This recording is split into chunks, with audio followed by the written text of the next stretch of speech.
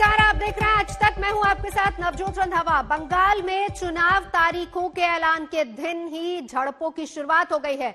आरोप यह है कि टीएमसी के कार्यकर्ताओं ने एक गोदाम में घुसकर बीजेपी की प्रचार वैन में तोड़फोड़ की। सीसीटीवी में पूरी घटना रिकॉर्ड हुई है। बीजेपी नेताओं ने सवाल उठा दिया कि ऐसे में भला निष्पक्ष चुनाव कैसे हो पाएंगे। तो आरोप प्रत्यारोप का सिलसिला जारी। कल चुनाव की तारीखों का ऐलान हुआ। ममता बनर्जी ने भी आरोप लगाया कि ये सारी चीजें प्लान्ड है। अभी तक 6 चरणों में चुनाव होते हैं, लेकिन अब 8 चरणों में। और इस बीच खड़ापारा इलाके में तोड़फोड़ की खबरें, कई कीमती सामान वहां से चोरी किए गए हैं। बीजेपी ने ये आरोप लगाया है। तोड़फोड़ हुई है, सीसीटीवी में सारी तस्वीरें कैद। और इस बीच आरोप सीधे बीजेपी ने लगाया कि भला इस तरह के हालात में निष्पक्ष चुनाव कैसे हो सकते हैं। टीएमसी के निशाने पर बीजेपी की प्रचार वैन, जिसमें तोड़फोड़ की, गोदाम में घुसकर गाड़ियों में तोड़फोड़ की, ये वो तस्वीरें, सीसीटीवी की तस्वीरें भी सामने आई हैं। और अब बीजेपी सीधे सीधे आरोप लगा रही है कि ऐसे माहौल में निष्पक्ष चुनाव कैसे मुमकिन होगा। बीजेपी ने सीधे टीएमसी पर आरोप लगाया है तोड़फोड़ का। तारीखों के ऐलान के साथ ही अब टकराव शुरू हो गया है बंगाल में। अनुपम मिश्रा इस वक्त हमारे साथ जुड़ चुके हैं। अनुपम, सीधा आरोप टीएमसी के कार्यकर्ताओं पर और सवाल निष्पक्ष चुनावों को लेकर। अब जी बिल्कुल, कल रात की ये घटना है। फूल बागान में कादापाड़ा इलाका है, जहां पर बीजेपी का गोदाम है। और 2 दिन पहले जेपी नड्डा ने जिन एलईडी रथों का शुभारंभ किया था, उद्घाटन किया था, उनमें से बहुत सारे रथ वहां पर रखे हुए थे। इन रथों को 294 विधानसभा जो क्षेत्र हैं वहां पर घुमाना था। लेकिन कल रात कुछ अज्ञात हमलावर यहां पर दिख रहे हैं, काफी संख्या में। वो घुस आए, गेट खुला हुआ था, घुस आए और अंदर आकर तोड़फोड़ की है, डैमेज किया है। और जो आरोप है कि जो एलईडी स्क्रू लगे हुए थे उनको भी वो निकाल कर ले गए। तो ऐसे में बीजेपी ने साफ तौर पर इशारा किया है और आरोप लगाया है टीएमसी पर, टीएमसी के गुंडों पर। हालांकि अभी तक टीएमसी की प्रतिक्रिया नहीं मिली है, पर निश्चित तौर पर जो लोग दिखाई दे रहे हैं उनको उनकी पहचान के लिए जांच जरूर होनी चाहिए कि इस तरह का काम किसने किया है। और सबसे बड़ी बात है कि नजर बना रखिए। शुक्रिया फिलहाल पूरी जानकारी के लिए। तो चुनाव की डेट का ऐलान हो गया है। ममता बनर्जी ने पहला हमला कर भी दिया है। क्या मतदान को 8 चरणों में बांटने के पीछे कोई सियासी एजेंडा है, या फिर बंगाल की हाई प्रोफाइल लड़ाई को देखते हुए ऐसा किया गया है?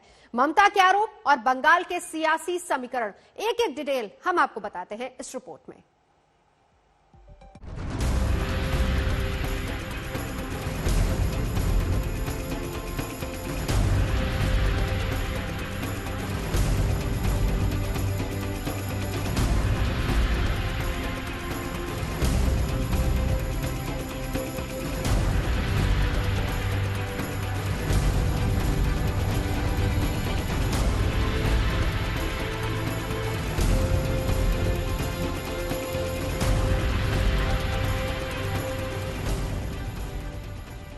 चुनाव की तारीखों के ऐलान के साथ 2021 की सबसे बड़ी सियासी लड़ाई के अखाड़े में सबसे बड़े योद्धाओं में आर पार का खेल शुरू हो गया।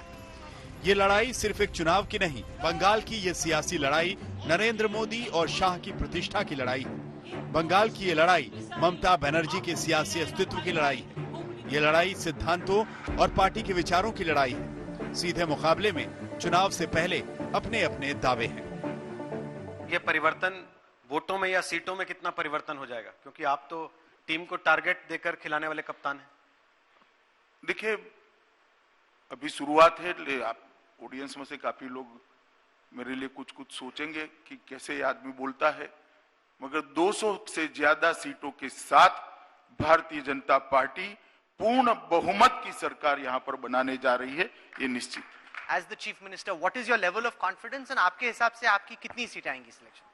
My level of confidence is 110%, and कितना सीट आएगा वो हम आपको नहीं बोलेंगे, कि इसी के लिए कि हमको इतना दिन 2 टर्म में जितना सीट मिला इससे ज्यादा तो जरूर आएंगे, और 221 का कम नहीं होगा। शाह अपनी भविष्यवाणी के पीछे अतीत के आंकड़ों को गिना रहे हैं, तो सीधी टक्कर में ममता अपनी जीत के लिए पूरी तरह आश्वस्त है। लेकिन बड़ी बात यह है कि बंगाल की धरती से निकला जनादेश एक राज्य का मत होगा जो 2024 में होने वाली सियासी महाभारत का ट्रेलर भी होगा। इसे आप यूं समझिए, मोदी शाह जैसे सियासी योद्धाओं को ममता बनर्जी सीधी टक्कर दे रही हैं, वो भी अकेले।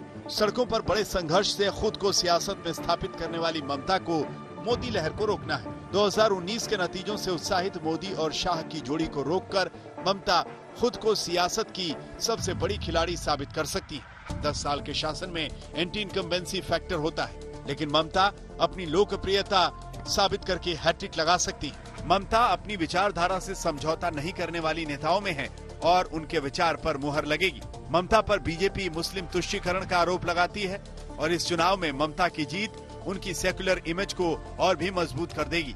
2021 का यही चुनाव ममता के राजनीतिक सफर में टर्निंग पॉइंट साबित हो सकता है, क्योंकि बंगाल से ममता के लिए विपक्ष के सबसे सर्वमान्य नेता के रूप में उभरने का मौका मिलेगा, जो 2024 में बहुत बड़ा फैक्टर होगा। ममता बनर्जी ने ऐतिहासिक वोटों से 2011 और 2016 का चुनाव जीता। बंगाल की जनता ने ममता पर आंख बंद करके भरोसा किया।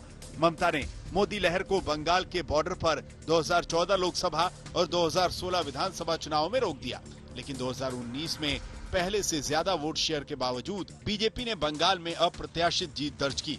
अब बीजेपी 2021 में बंगाल से ममता राज का द एंड करने का दम भर रही है। मोदी, शाह और नड्डा बंगाल में परिवर्तन के लिए पसीना बहा रहे हैं। 1951 में डॉक्टर श्यामा प्रसाद मुखर्जी ने भारतीय जनसंघ की स्थापना की। 1952 में हुए बंगाल असेंबली इलेक्शन में 9 सीटों पर विजय पाई। तब से लेकर अब तक बंगाल में सरकार बनाना बीजेपी के एजेंडे में है, जो 2021 में बीजेपी पूरा करना चाहती है। बंगाल जीतने के लिए बीजेपी और शाह की जोड़ी 2014 से बंगाल पर पूरा फोकस कर रही है। बंगाल को मोदी और शाह ने अपनी प्रतिष्ठा का सवाल बना लिया है, क्योंकि विरोध के सबसे मुखर आवाज ममता बनर्जी है। बंगाल में ममता के तुष्टीकरण को हिंदुत्व से बैलेंस करने का मौका है। ममता सीएए के खिलाफ बोलती आई हैं और अगर उन्हीं के राज में बीजेपी जीत गई तो इसे रेफरेंडम की तरह पूरे देश में पेश करेगी। बीजेपी बंगाल में जीत को अपने राष्ट्रवाद की जीत के तौर पर देखेगी और 2024 में बंगाल से आने वाले सियासी खतरे को 2021 में ही रोक देगी। बीजेपी के मिशन बंगाल को आप ऐसे समझ सकते हैं कि अब तक प्रधानमंत्री मोदी 3 बार बंगाल का दौरा कर चुके हैं, जबकि अमित शाह 4 बार। लेकिन यहाँ आपको याद रखना है कि मोदी ने बिहार चुनाव के बाद ही विजय संबोधन में बंगाल का चुनावी अभियान शुरू कर दिया था। देश के कुछ हिस्सों में उनको लगता है कि भारतीय जनता पार्टी के कार्यकर्ताओं को मौत के घाट उतार करके वे अपने मंसूबे पूरे कर लेंगे। मैं उन सब से आग्रहपूर्वक समझाने का प्रयास भी करता हूं। मुझे चेतावनी देने की जरूरत नहीं है, क्योंकि वो काम जनता जनार्दन करेगी। सियासी बिसात उसी वक्त बिछ गई थी जिस पर अब चाल चली जा रही। बीजेपी परिवर्तन यात्रा से लेकर सोनार बांग्ला के द्वारा चुनाव अभियान में है, लेकिन चुनावी युद्ध में शब्दों के बाण सीधे सीधे ममता बनाम मोदी शाह को टारगेट कर चलाए जा रहे हैं। তাই বলে এই নরেন্দ্র মোদীজি আর আপনার দানব বন্ধুজি এবং সাথে যারা আছে খুচরো খচরা বড্ড বেশি কথা বলছেন, আর একটু বলে যান। 2 মাস একটু সহ্য করতে হবে, তারপরে দেখবো কার কত জোর। पश्चिम बंगाल में भाजपा की सरकार सिर्फ सत्ता में परिवर्तन के लिए नहीं, बल्कि आसोल परिवर्तन के लिए बनानी है। आसोल परिवर्तन,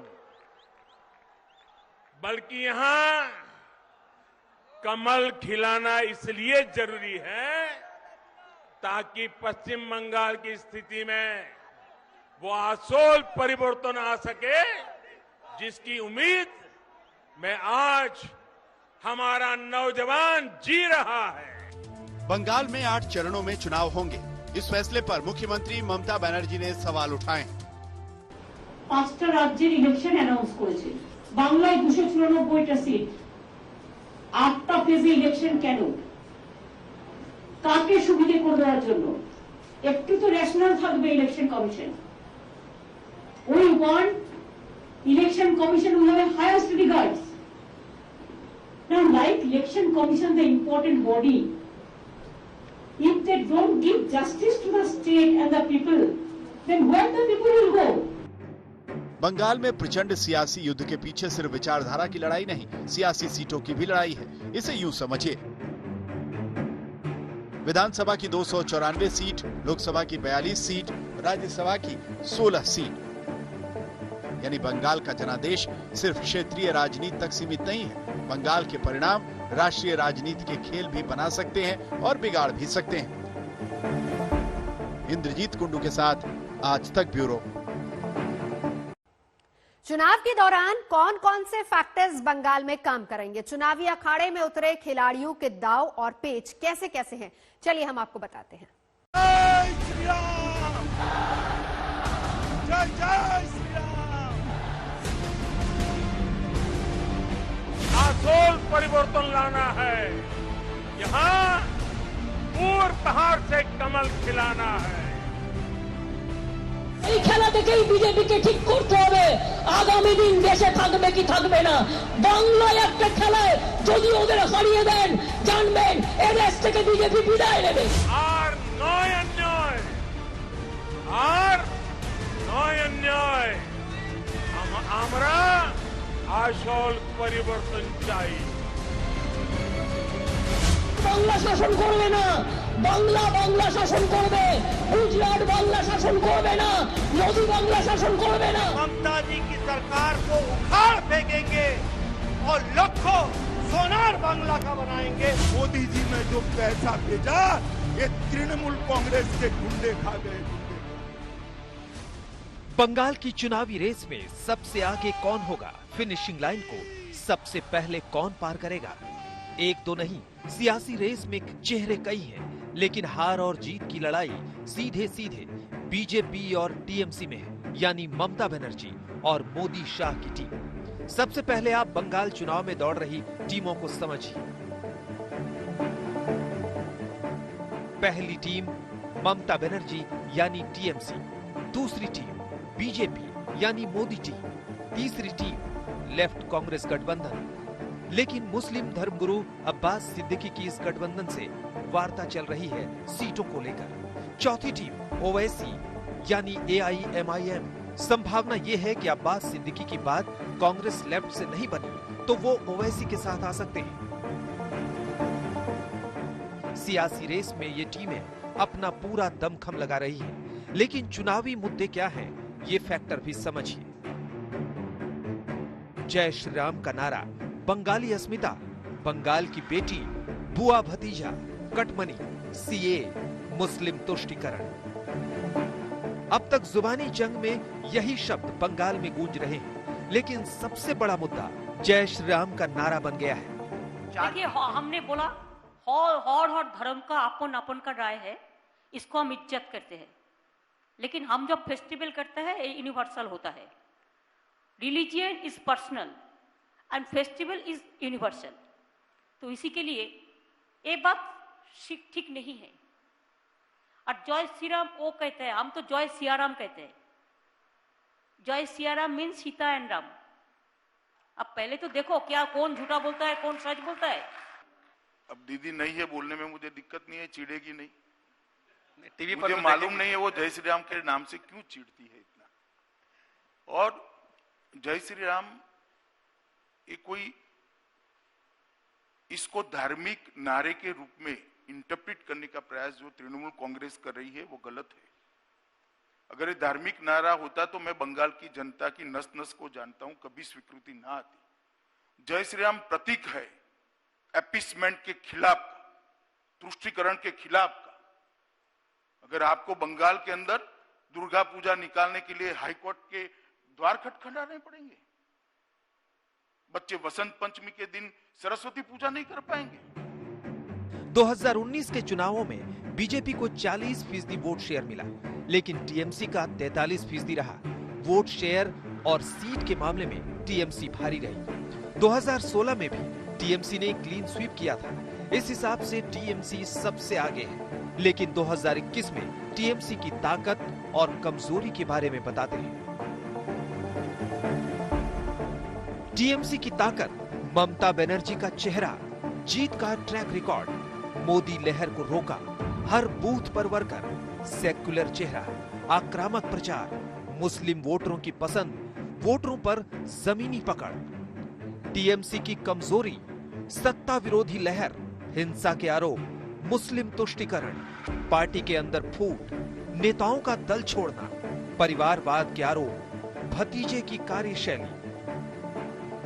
टीएमसी की सीधी टक्कर बीजेपी से है, जहां मोदी समेत पूरी टीम प्रचार कर रही है। पार्टी प्रेसिडेंट से लेकर केंद्रीय मंत्री तक रैलियां और रोड शो कर रहे हैं। लेकिन बंगाल में बीजेपी के फेवर में क्या है, ये समझिए। बीजेपी की ताकत, मोदी शाह का चेहरा, 2019 का प्रदर्शन, चुनावी अभियान, श्यामा प्रसाद मुखर्जी की विरासत, राष्ट्रवादी इमेज, हिंदुत्व का प्रचार, घुसपैठ विरोधी। बीजेपी की कमजोरी, स्थानीय चेहरे नहीं, जमीनी वर्कर की कमी, आयातित नेताओं के भरोसे, बाहरी का आरोप, हिंदी हार्टलैंड की पार्टी, एंटी मुस्लिम इमेज। बंगाल में चुनावी लड़ाई इन दो पार्टियों के बीच होगी, लेकिन जीत और हार में बड़ा फैक्टर साबित हो सकते हैं दो कैरेक्टर, यानी ओवैसी और मुस्लिम धर्मगुरु अब्बास सिद्दीकी। ओवैसी की ताकत, मुस्लिम नेता का चेहरा, शानदार वक्ता, मुस्लिम में मजबूत पकड़, 1 साल की मेहनत, अब्बास सिद्दीकी का समर्थन, बीजेपी विरोधी इमेज, बिहार में अच्छा प्रदर्शन, उर्दू भाषी मुस्लिमों का साथ। ओवैसी की कमजोरी, बंगाल में पार्टी कैडर नहीं, मजबूत संगठन नहीं, मुस्लिम सीटों तक सीमित, मुस्लिम वोटों में बंटवारा, वोटों का ध्रुवीकरण, बंगाली भाषी मुस्लिमों में बैठ नहीं।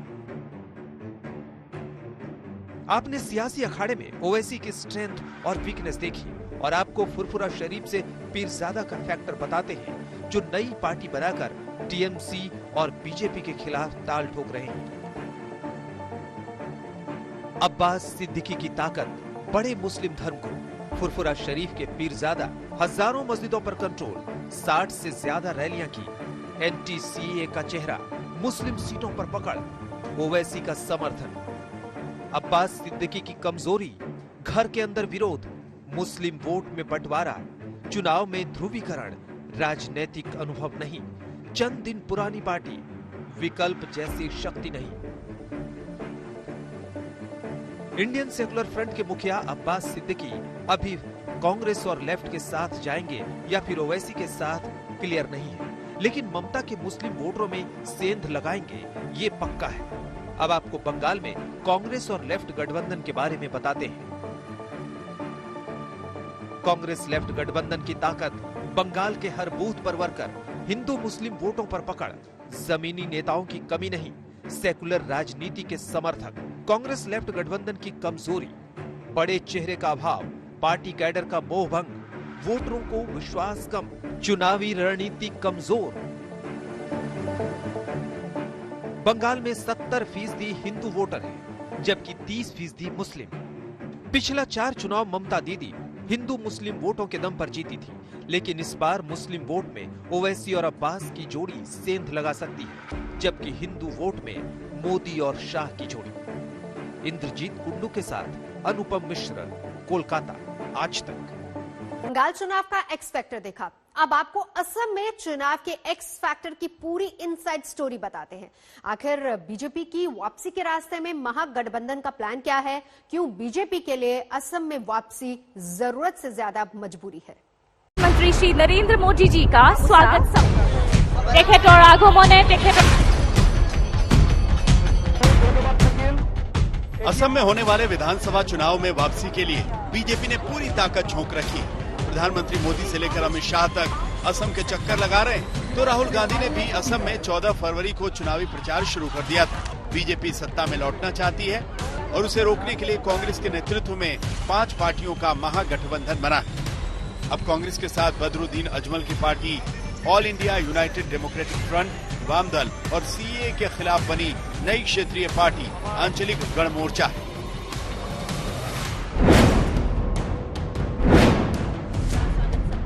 पिछली बार यानी 2016 में असम में बीजेपी की सरकार बनी थी, उसे 86 सीटें मिली थी। कांग्रेस को 26 और एआईयूडीएफ को 13 सीटें मिली थी, अन्य के पास 1 सीट थी। लेकिन इस बार असम की चुनावी लड़ाई महागठबंधन बनाम बीजेपी है, जिसमें मुस्लिम वोटर बड़ा फैक्टर है। 2011 के जनगणना के मुताबिक असम में 35% मुस्लिम आबादी है, यानी मुस्लिम वोटर असम में बड़ा फैक्टर है। लेकिन इस चुनाव में सीए भी बड़ा फैक्टर है। इसे यूं समझिए कि असम में मुस्लिम वोटरों की पसंद 2 पार्टियां हैं, पहली कांग्रेस और दूसरी all India United democratic front. Badruddin Ajmal प्रवासी मुसलमानों की आवाज हैं, जिन्हें अक्सर बांग्लादेश से आए अवैध घुसपैठिए कहा जाता है। कांग्रेस को भी बांग्ला भाषी मुसलमानों का वोट मिलता रहा है। अब दोनों पार्टियां मुस्लिम वोटों का बंटवारा रोकने की उम्मीद कर रही हैं, क्योंकि इसी का फायदा 2014 के बाद चुनाव में सत्तारूढ़ बीजेपी असम गण परिषद गठबंधन को मिला था।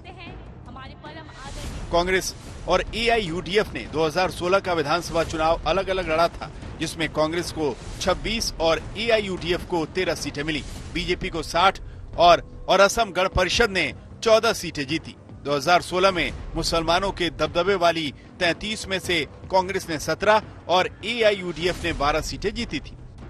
बीजेपी इस बार चुनावी अखाड़े में विकास के मुद्दे पर चुनाव लड़ने का दावा कर रही है, लेकिन सीए का मुद्दा असम की सियासी राजनीति में नए समीकरण गढ़ रहा है, क्योंकि असमिया भाषी आबादी को डर है कि सीए का फायदा मुख्य रूप से बांग्लादेश के अवैध बंगाली हिंदू प्रवासियों को मिलेगा, और जो असमिया भाषियों के लिए फायदेमंद नहीं। यानी इस बार चुनाव में बीजेपी की वापसी में कई रोड़े हैं। अगर नतीजे बीजेपी के फेवर में नहीं आए तो इसे सीए फैक्टर माना जाएगा। और बात उन 2 राज्यों की भी कर लेते हैं जिसे लेकर राहुल गांधी के एक बयान को हथियार बनाकर बीजेपी ने हमला बोल दिया था। राहुल गांधी ने दक्षिण भारत की तारीफ में कसीदे पढ़ते हुए उत्तर भारत पर निशाना साधा। ये वही दक्षिण भारत है जहां पर केरल, तमिलनाडु और पुडुचेरी में चुनाव होने हैं। आखिर दक्षिण भारत का एक्स फैक्टर क्या है, इस रिपोर्ट में समझिए।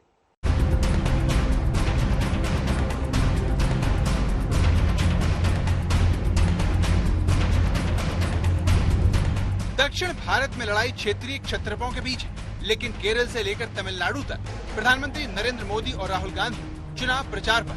तमिलनाडु में जलीकट्टी से लेकर केरल के समंदर तक राहुल गांधी ने सियासी पिच तैयार की। इस बार केरल का चुनाव बहुत अहम है कांग्रेस के लिए। ऐसा क्यों, ये समझिए। राहुल गांधी केरल की वायनाड सीट से लोकसभा सांसद हैं। 2019 में 20 लोकसभा सीट 15 पर कांग्रेस जीती थी। राहुल का असर लोकसभा चुनाव में दिखा और दक्षिण भारत पर राहुल के बयान के पीछे भी सियासी गणित थी, जिस पर बीजेपी ने बंटवारे का आरोप लगा दिया। For the first 15 years, I was a member of parliament in the north. So I had got used to a different type of politics. And for me, coming to Kerala was very refreshing, because suddenly I found that people are interested in issues, and not just superficially, but going into detail in issues. And recently I was talking to some students in the United States, and I said, I really enjoy going to Kerala and I really love going to Wayanad. It is not just the affection, because affection of course is there, but it is the way you do your politics. If I might say so, the intelligence with which you do your politics. So for me it has been a learning experience and a pleasure. Rahul ने उत्तर और दक्षिण भारत से चुने जाने पर अपने अनुभव share किए, लेकिन इसी बात पर बीजेपी ने बड़ा हमला किया। राहुल गांधी ने जो बयान दिया, ये उस क्षेत्र के बारे में दिया जिसने 50 साल तक उनके परिवार को सत्ता दी। ये उस क्षेत्र के बारे में बोला जिसमें वो ढोंग करते रहे कि क्षेत्र की जनता मेरे लिए परिवार है, और ये ढोंग सिर्फ उन्होंने नहीं किया, उनके परिवार ने भी किया। और कोई अपने परिवार को इस तरह से सार्वजनिक अपमानित करता है। बीजेपी भले ही राहुल पर आक्रामक हुई, लेकिन उन्होंने सियासी गोल किया। देश में केरल लेफ्ट का आखिरी गढ़ है, जहां 140 सीटों पर चुनाव होने हैं। 2016 में लेफ्ट डेमोक्रेटिक फ्रंट 91 सीट जीती, जबकि कांग्रेस गठबंधन यानी यूनाइटेड डेमोक्रेटिक फ्रंट ने 47 सीट, वहीं बीजेपी को सिर्फ 1 सीट मिली। इस बार राहुल की अगुवाई में केरल कांग्रेस चुनाव लड़ेगी। अगर 2019 जैसा राहुल फैक्टर काम किया तो केरल में कांग्रेस की सरकार बन सकती है, लेकिन एक बात साफ है कि बीजेपी दूर दूर तक सियासी लड़ाई में नहीं है। आपको ये तस्वीरें याद होंगी, राहुल गांधी जलीकट्टू के आयोजन में गए थे तो प्रधानमंत्री मोदी भी तमिलनाडु में वोटरों को लुभाने में जुटे हैं। यहाँ बड़ी बात यह है कि डीएमके के दिग्गज नेता करुणानिधि और एआईएडीएमके की नेता जयललिता की गैर मौजूदगी में ये पहला चुनाव होगा। साल 2016 में 234 विधानसभा सीटों में 134 सीटें जीतकर एआईएडीएमके गठबंधन ने सरकार बनाई थी, जबकि डीएमके और कांग्रेस गठबंधन को 98 सीट मिली थी। इस बार तमिलनाडु विधानसभा का चुनाव अहम है कांग्रेस और बीजेपी दोनों पार्टियों के लिए। आज तक ब्यूरो।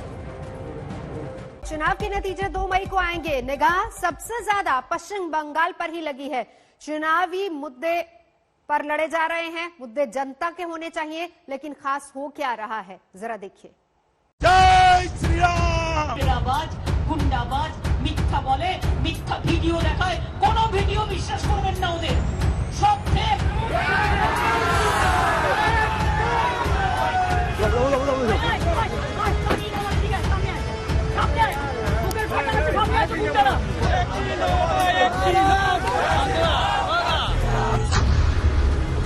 लोकसभा चुनाव से पहले बंगाल में मुद्दा बनता है जय श्री राम। पश्चिम बंगाल में राम नाम लेना भी अपराध हो गया है क्या? अरे दीदी, राम जी के आगे अच्छों का अहंकार चूर चूर हो गया। आपका अहंकार कहां तक ठहर पाएगा? और बंगाल में जब लोकसभा के नतीजे आए तो 18 सीटों पर बम्पर जीत बीजेपी ने हासिल की। लोकसभा चुनाव के 2 साल बाद फिर पश्चिम बंगाल में क्या जय श्री राम सबसे बड़ा मुद्दा होने जा रहा है?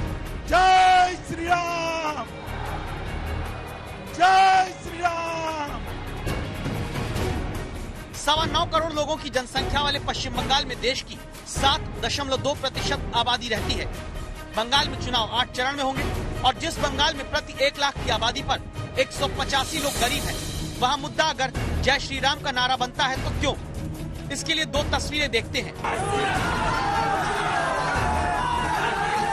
एक 2019 की, दूसरी 2021 की। दोनों तस्वीरों में कॉमन है मुख्यमंत्री ममता बनर्जी और जय श्री राम का नारा।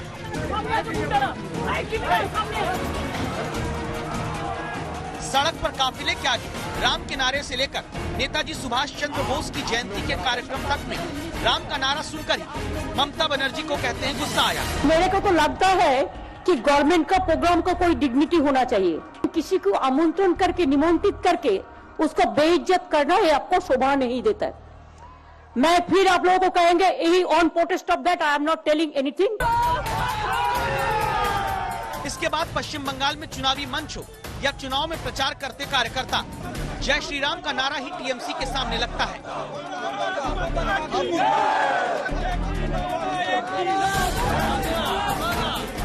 उत्तरी 24 परगना की इस तस्वीर को देखिए।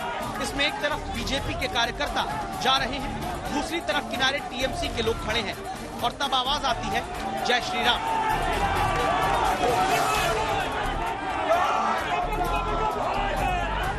विरोधी शिवसेना तक कह चुकी है कि बीजेपी ने ममता बनर्जी का वीक पॉइंट पकड़ लिया, जिस पर अब आघात करते रहेंगे और ऐसा 2019 से 2021 के दोनों चुनाव में होता दिख रहा है। साथियों, दीदी ने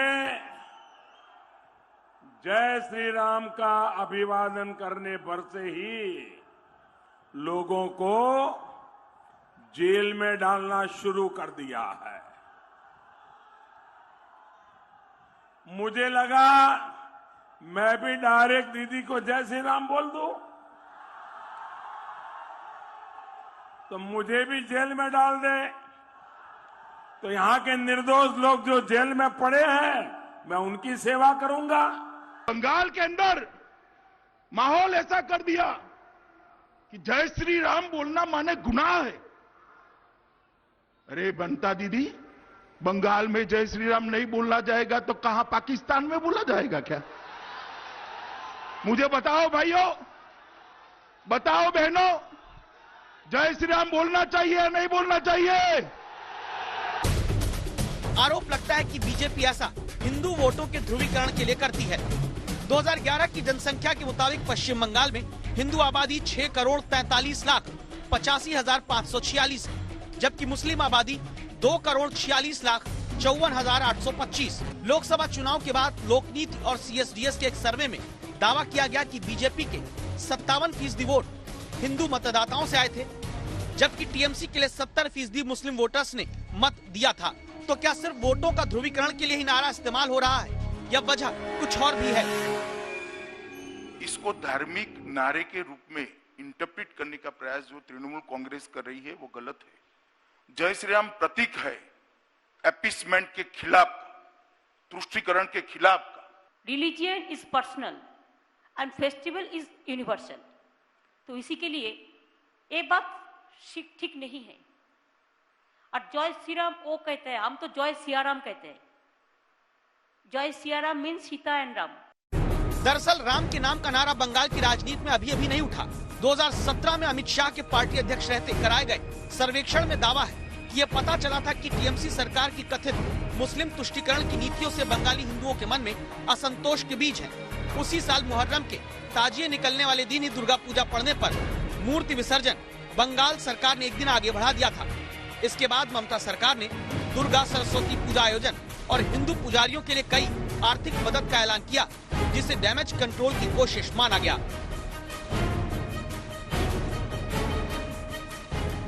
बंगाल के अंदर दुर्गा पूजा होनी चाहिए या नहीं होनी चाहिए? जरा जोर से बोलो, होनी चाहिए या नहीं होनी चाहिए? दुर्गा पूजा के लिए कोर्ट में से परमिशन लेनी पड़ती है। सरस्वती पूजा बंद करा दी थी। ये तो दबाव आया भाजपा का कि दीदी सालों के बाद सरस्वती पूजन करती हुई दिखाई पड़ी है। मुझे तो बहुत अच्छा लगा दीदी सरस्वती पूजन कर रही है। सरस्वती पूजा नहीं होता, उन्होंने सरस्वती पूजा शुरू किया। ओके जिज्ञेस करो सरस्वती पूजा मंत्र बोल, आगे सरस्वती पूजा मंत्र बोल। दुर्गा पूजा भी ममता जी नहीं करने देता। बल दुर्गा पूजा नहीं करने देता तो 28,000 क्लब को 50,000 रुपया ऐसे मिलते। अब 8 चरणों में होने वाले मतदान के बाद नतीजे 2 मई को बंगाल की जनता सुनाएगी और तब साफ होगा बंगाल में सत्ता का आशीर्वाद किसे मिला। पौलमी साहा और सूर्याग्नि रॉय के साथ अनुपम मिश्रा, कोलकाता, आज तक। जय श्री राम, जय जय श्री राम। पश्चिम बंगाल चुनाव में भले ही राम वर्सेस दुर्गा हो रहा हो, लेकिन जनता के मुद्दे भी हैं जिन पर गौर करने की जरूरत है। सबसे बड़ा और अहम विषय है वहां का भ्रष्टाचार, जिसको लेकर लगातार ममता सरकार ये कहती आई है कि बीजेपी यानी कि केंद्र सरकार अपनी एजेंसियों का दुरुपयोग कर रही है, क्योंकि आए दिन वहां पर छापामारी हो रही है। तो मौजूदा सरकार पर भ्रष्टाचार के आरोप लगे हैं, तो चुनाव में एक बड़ा इम्पैक्ट भी पड़ता नजर आ रहा है।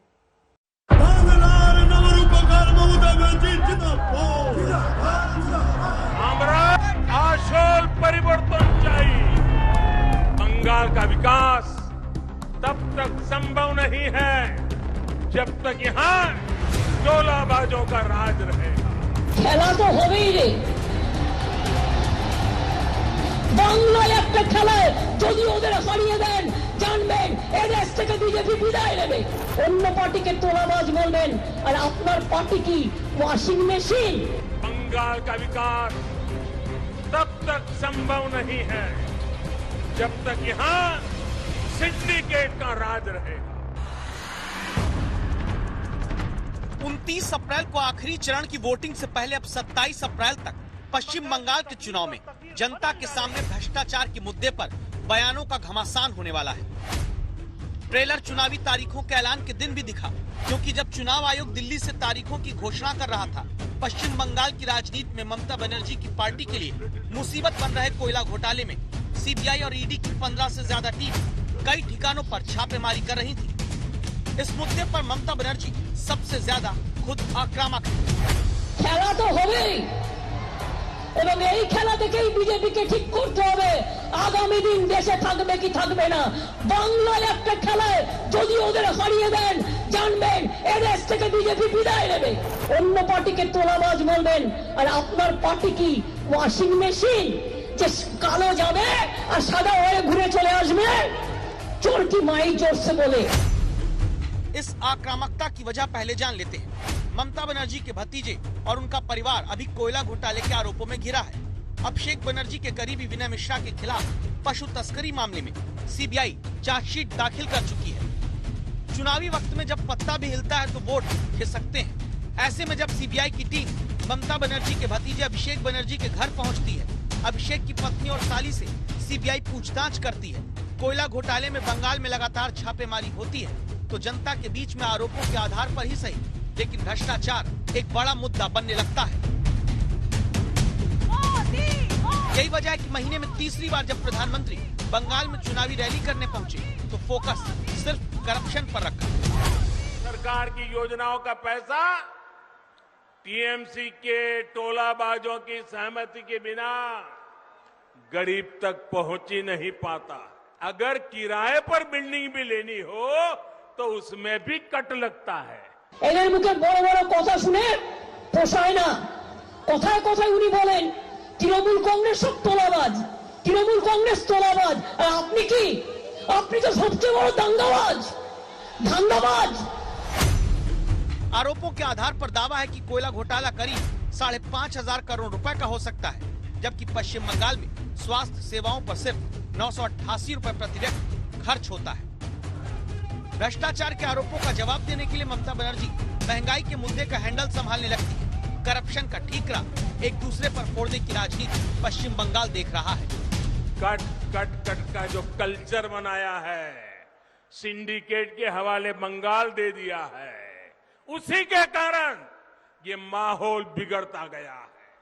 যারা 5 টাকা 10 টাকা গ্রামের গরিব মানুষ তোলে তাকে আপনারা বলেন তোলাবাজ। আর আপনারা যারা দেশকে দেশ বিক্রি করে দেন, কারখানাকে কারখানা বিক্রি করে দেন, কোটি কোটি টাকা কাটমানি খান, তারা কি ক্যাটমানি খান? তারা কি ক্যাটমানি খান না র্যাটমানি খান? ওটা র্যাটমানি। बंगाल में बीजेपी ममता सरकार को घेरने के लिए भ्रष्टाचार के मुद्दे को सिर्फ बड़ी रैलियों में नहीं उठा रही, बल्कि चुनावी प्रचार के दौरान भी जमकर इस्तेमाल कर रही है। हम चिल्ला के 2 साल से कह रहे हैं कि इस प्रदेश के अंदर कोयले के माफिया का सरगना यदि कोई है तो कौन है? सारी जनता को मालूम है। यदि इस प्रदेश के अंदर करोड़ तस्करी का माफिया कौन है? दुनिया को मालूम है। कोयले का रंग सिर्फ काला होता है, लेकिन बंगाल के चुनाव में करप्शन का मुद्दा रोज नए रंग दिखाएगा। वजह ये कि चुनावी तारीखों के ऐलान के दिन सीबीआई ईडी की बंगाल में छापेमारी के बाद जांच एजेंसियों को ही कटघरे में खड़ा किए जाने की राजनीति अब और तेज होगी। और चुनाव 8 चरण में है तो अभी तो छापेमारी शुरू हुई है। आज तक ब्यूरो। जनता 5 साल देती है सत्ता चलाने के लिए, लेकिन उसमें जनता के हित की योजनाओं को राजनीति की चक्की में पीस दिया जाता है। बंगाल का अगला मुद्दा यही कहानी बयां कर रहा है।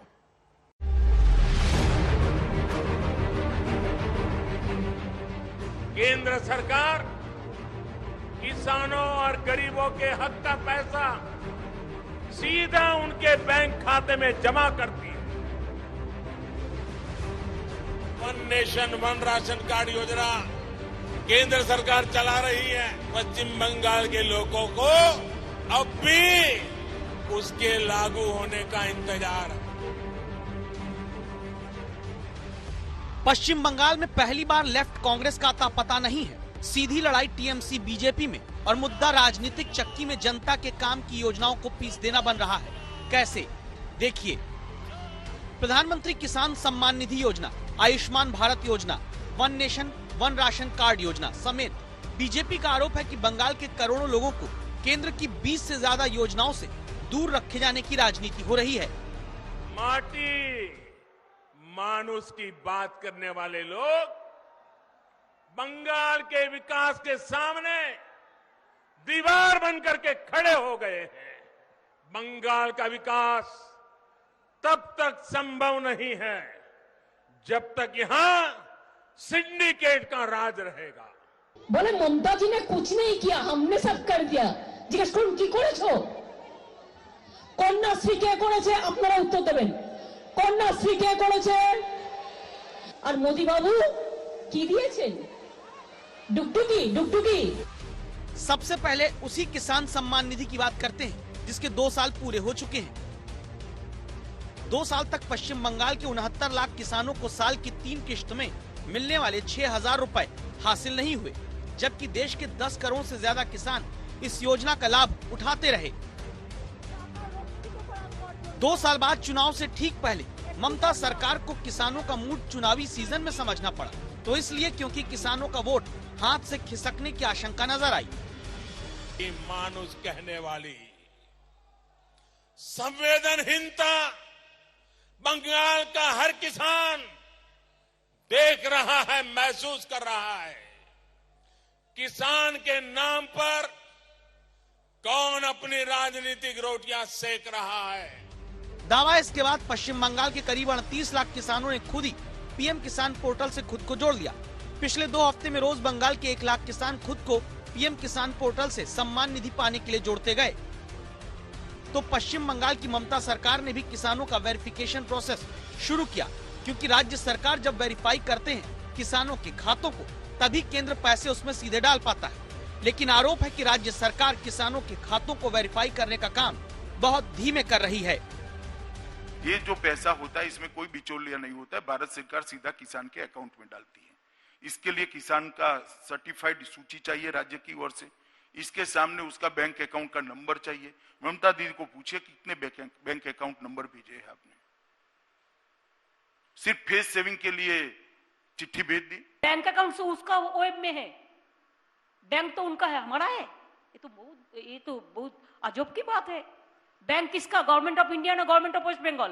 बैंक मेरे को दे देने बोलो तो 1 सेकंड में मैं कर देती हूँ। क्यों? जब नरेंद्र मोदी को छवि देके भेजता है तो बैंक किसका होता है? और जब कुछ नहीं करने होता है तो स्टेट को गलती समझते हैं, इसलिए तो बैंक बेच रहा है। 69 लाख किसान यानी एक घर में 2 वोटर भी हुए तो 1 करोड़ 38 लाख वोट। इतने बड़े वोट बैंक को बीजेपी के खाते में ट्रांसफर होने से रोकने के लिए ममता सरकार ने 2 साल पुरानी तनातनी थोड़ी खत्म तो की, लेकिन गरीबों को 5 लाख रुपए तक का मुफ्त इलाज देने वाली केंद्र की आयुष्मान भारत योजना भी बंगाल में टीएमसी सरकार ने लागू नहीं की।